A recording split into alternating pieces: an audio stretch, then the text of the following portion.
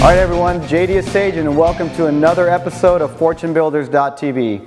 What I'm doing right now is I'm standing at the first floor level of our new office, Fortune Builders corporate headquarters. Many of you know we bought a new office recently, and we're actually renovating the entire first floor of this building to move part of our team in. So what I want to do today is I'm actually going to focus on some commercial type renovation differences. What I'm going to specifically focus on is some major differences between residential and commercial. Now, I got to tell you, this isn't going to be all the differences, but I'm going to point out some of the things that you'll see more often in commercial that you don't see in residential.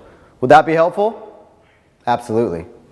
Follow me around here. So what we've done is completely gutted this space. And actually, Stan, it's his first time behind the camera, so if he screws up and you miss something, then I want you to email Stan, and we'll get him reprimanded. Thank you, sir. May I have another? Thank you, sir. May I have another? Thank you, sir. May I have another? Stan, don't mess it up. All right, so the first thing we're going to look at is called BX cable. What this is the electrical wiring that you typically see in commercial. Now, the difference between BX and Romex that you see in residential is Romex is wrapped with plastic, and that's what they use in residential. In commercial, typically code is BX cable, and this is it right here. It's wrapped in metal, and you've got your wire inside there. You'll see this throughout the building. Now, this is this is dead. We kill all the lines in the building when we demo. That's tip number one. But so BX cable is a major difference in commercial that you won't see in residential. All right, let's look at some additional things that are different in commercial. So what we're doing on this first floor, and you can see the sound just changed over here actually, because this building has a couple of levels on the first floor. There's a big vaulted ceiling when you walk in, and then it drops down here with the drop ceiling because they added this second story. This is 10,000 square feet between two stories. They added the second story at some point. But what we needed to do to accommodate the amount of employees that we're going to have down here for Fortune Builders is expand the bathrooms. But what's interesting that you'll see very common in commercial that you don't see often in residential, although you see it more, is this metal framing. So in residential, typically you'll see wood framing, which you'll see a little bit of here too, but typically what they use in commercial is this metal stud framing. You can use it in residential sometimes, but you need to check your local code, building codes. So that's another difference that you'll usually see in commercial. Something that you don't often see anywhere is a full working bank vault. So you ask yourself, is this different than what you see in residential or commercial? Right? Have you seen a hidden wall safe in residentials that we've used recently? Well, as a new sizzle feature for commercial, we put in a full, brand new, this thing weighs a freaking ton. Now, the truth of the matter is this used to be an old bank. The building we bought used to be an old bank, and the vault was never taken out, which I'm glad because it's super cool, and we actually restored it. So this door didn't work. This thing weighs a freaking ton. So the door didn't work when we bought it, but we had a vault company come in and actually get this thing working, which is pretty cool. I'll show you. Now this isn't something you commonly see in commercial buildings. For those, follow me in here, Stan. Actually, we have the lights still working in here.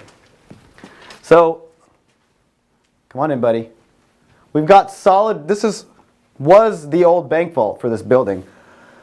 And it's got I don't know how thick this concrete is, but this is a fully reinforced bank vault. It's got this cool ventilator here for if someone ever got trapped in here, you know. Help, help. I'm stuck in the vault. All right, so another thing while it's hitting me in the ass is this lighting. You see drop ceilings in commercial space? Lots of times. Stan, why don't you pan up really quick? So that's a T-grid ceiling that you don't normally see it in residential. You often see it in commercial. What it reminds me of is sitting in school, in grade school, and watching the clock and getting ready for recess, and this freaking ugly ceiling that used to be in my elementary school. And then this is a typical light that you'll see in that T-grid ceiling. Just a couple of differences. Sometimes we'll see drop ceiling in residential. Did you do that, Stan? Better freaking watch it. Sometimes you'll see drop ceiling in residential. People want to hide things or bring the ceiling down, but it's not common, but it's pretty common in commercial. So is dust when you're doing major renovations. Follow me out here. Another major difference that you should know about when you're dealing with commercial is what's called ADA, which is American Disability Act.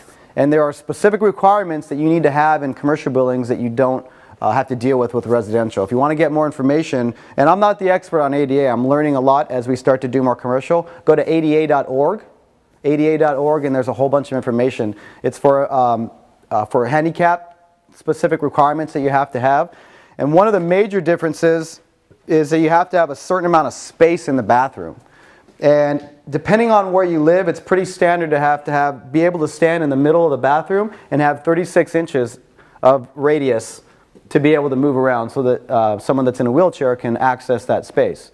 If you think about it, it makes sense. You also have to have a certain kind of sink, which means that the wheelchair can get under the sink. And this is not, the light's not on in here, but so you can't have like a sink base because the wheelchair has to go underneath. You have to have certain handrails and bars. And there are a lot of other things, but those are just a couple of the big ones. It's good to note. The other thing that is a big difference is like the strength of concrete, for example. You typically, in commercial, depending on the size of the building, will have a higher density of concrete. You know, without getting too technical with everyone, you'll see some differences in the foundation of this building. Some of the other differences that you have to take note of in commercial are going to be lighting requirements, exit signs. In fact, you can see examples of that. You have to have certain kinds of smoke detectors depending on the commercial building that you're dealing with. You have to have emergency lighting in the common areas, meaning that if the power goes out, emergency lights will come on, which we had to upgrade them. Sometimes they'll be required to have exit signs that you see. So those are a couple of the differences. Also a certain kind of smoke detector many times. Those are some of the big differences. I'm just looking around to see, oh, here's an exit light right here. Follow me, Stanislav. So emergency exit lighting, and this is battery backup, so if the power goes out, in an emergency, this should kick on. Sometimes you'll see it in residential, but commercial will be more common that you'll see an alarm system, right? We see that in residential. It's not a major difference. But those are some of the big differences. Having a fire extinguisher, which we have by the exit, there's certain requirements that you'll need sometimes with commercial. The list can go on and on. I just wanted to get some major differences as we start to put this space back together so that you could get an understanding of some of the big things that are different with residential and commercial. And what I'll do as we wrap up the space here is I'll do some more videos, but I wanted to get some of that information to you, and I'm just trying to make sure I didn't miss anything here. Look, there are a ton of other differences between residential and commercial, but one of the things you get with us at Fortune Builders is up-to-date information on exactly what we're working on. Many of you know we're doing more commercial, and as we do more commercial for our own business, we're going to be teaching that. And so I wanted to get some base level differences between residential and commercial. If you have any questions, you can submit them below the video, and I'll try to get them answered for you. And that's the majority of what I wanted to cover on this video. So what I'm going to do next is our deal or no deal segment. Deal or no deal?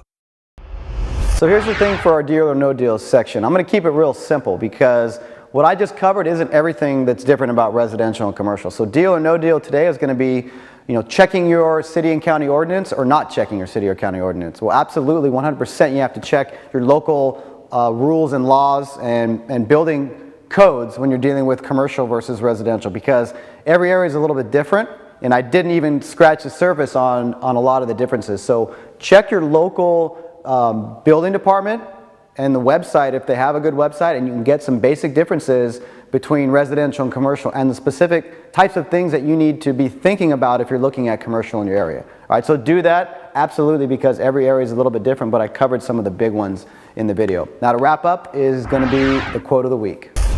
Quote of the week. All right, so for our quote of the week, standing in the first floor level of the Fortune Builders World Headquarters, it's not the situation, it's your reaction to the situation.